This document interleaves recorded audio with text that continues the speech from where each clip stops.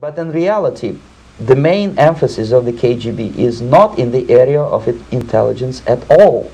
According to my opinion and opinion of many defectors of my caliber, only about 15% of time, money and manpower is spent on espionage as such. The other 85% is a slow process which we call either ideological subversion or active measures, активные мероприятия in the language of the KGB, or psychological warfare. What it basically means is to change the perception of reality of every American to such an extent that despite of the abundance of information, no one is able to come to sensible conclusions in the interests of defending themselves, their families, their community and their country. It's a great brainwashing process which goes very slow, and it's divided in 4 basic stages. The first one being demoralization. It takes from 15 to 20 years to demoralize a nation. Why that many years?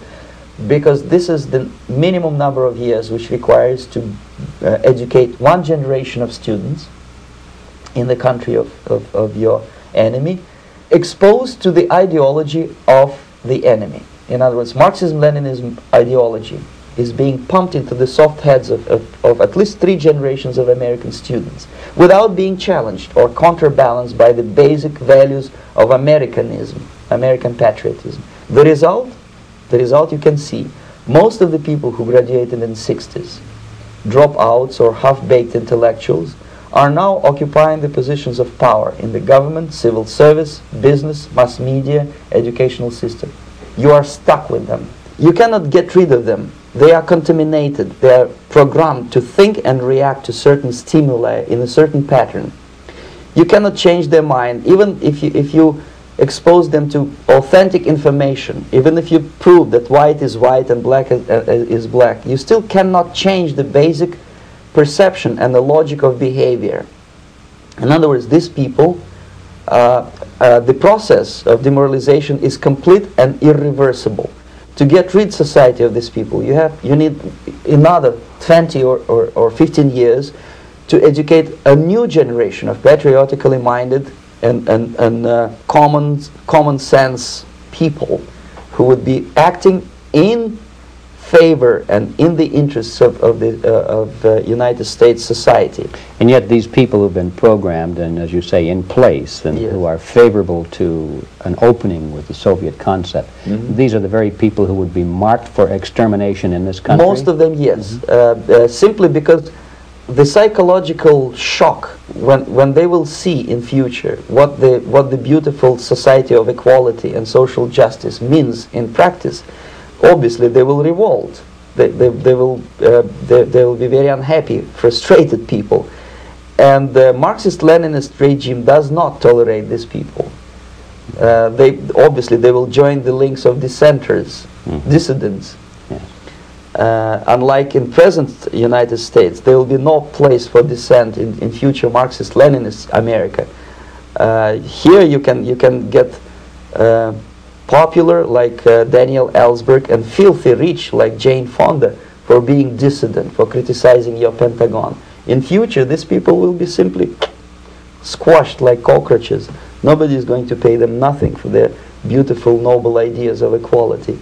This they don't understand, and it will be greatest shock for them, of course. The demoralization process in the United States is basically completed already. For the last 25 years. Actually, it's overfulfilled, because demoralization now reaches such areas where previously not even Comrade Andropov and all his experts would even dream of such a tremendous success.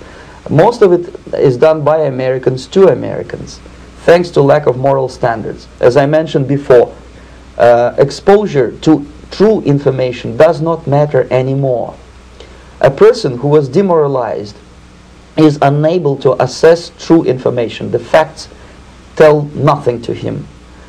Even if I shower him with information, with authentic proof, with documents, with pictures, even if I take him by force to the Soviet Union and show him concentration camp, he will refuse to believe it. until he is going to receive a kick in his fat bottom. When a military boot crashes then he will understand, but not before that. That's the tragic of the situation of demoralization. So basically America is stuck with demoralization, and unless, even if you start right now, here, this minute, you start educating new generation of Americans, it will still take you 15 to 20 years to turn the tide of ideological perception of reality back to normalcy and patriotism. The next stage is destabilization. This time, subverter does not care about your ideas and the patterns of your consumption. Whether you eat junk food and get fat and flabby, doesn't matter anymore. This time, and it takes only from 2 to 5 years to destabilize a nation, what matters is essentials: economy, foreign relations, defense systems. And you can see it quite clearly that in some areas, in such sensitive areas as defense and economy, the influence of Marxist-Leninist ideas in the United States is absolutely fantastic. I could never believe it 14 years ago when I landed in this part of the world, that the process will go that fast. The next stage, of course, is crisis. It may take only up to 6 weeks to bring a country to the verge of crisis. You can see it in Central America now. And after crisis, with a violent change of power, structure, and economy, you have so-called the period of normalization. It may last indefinitely. Normalization is a cynical expression borrowed from Soviet propaganda. When the Soviet tanks moved into Czechoslovakia in '68, Comrade Brezhnev said, "Now the situation in brotherly Czechoslovakia is normalized." This is what will happen in the United States if you allow all these schmucks to bring the country to crisis, to promise people all kind of goodies and the paradise on earth, to destabilize your economy, to eliminate the principle of free market competition, and to put a big brother government in Washington, D.C. with benevolent dictators like Walter Mondale, who will promise lots of things, never mind whether the promises are fulfillable or not. He will go to Moscow to kiss the bottoms of new generation of Soviet assassins. Never mind. He will create false illusions that the situation is under control. Situation is not under control. Situation is disgustingly out of control.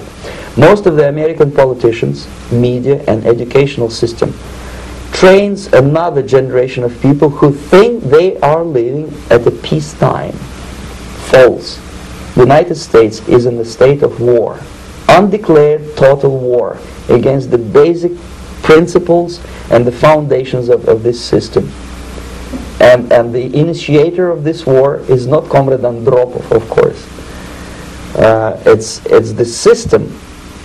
However ridiculous it may sound, the world communist system or the world communist conspiracy, whether I scare some people or not, I don't give a hoot. If you are not scared by now, nothing can scare you.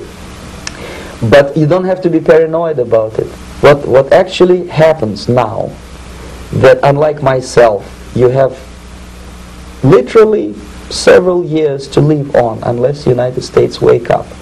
The time bomb is ticking. With every second, the disaster is coming closer and closer. Unlike myself, you will have nowhere to defect to, unless you want to live in Antarctica with penguins. This is it. This is the last country of freedom and possibility. Okay, so what do we do? What is your recommendation to the American people?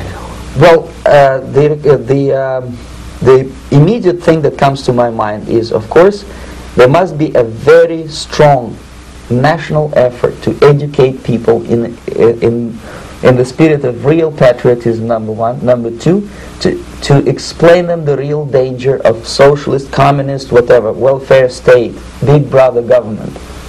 If people will fail to grasp the impending danger of that development, nothing ever can help United States. You may kiss goodbye to your freedom, including freedoms to homosexuals, to prison inmate. All this freedom will vanish, evaporate in 5 seconds, including your precious lives. The second thing, the moment at least part of the United States population is convinced that the danger is real. They have to force their government. And I'm not talking about sending letters, signing petitions, and all this beautiful, noble activity. I'm talking about forcing United States government to stop aiding communism.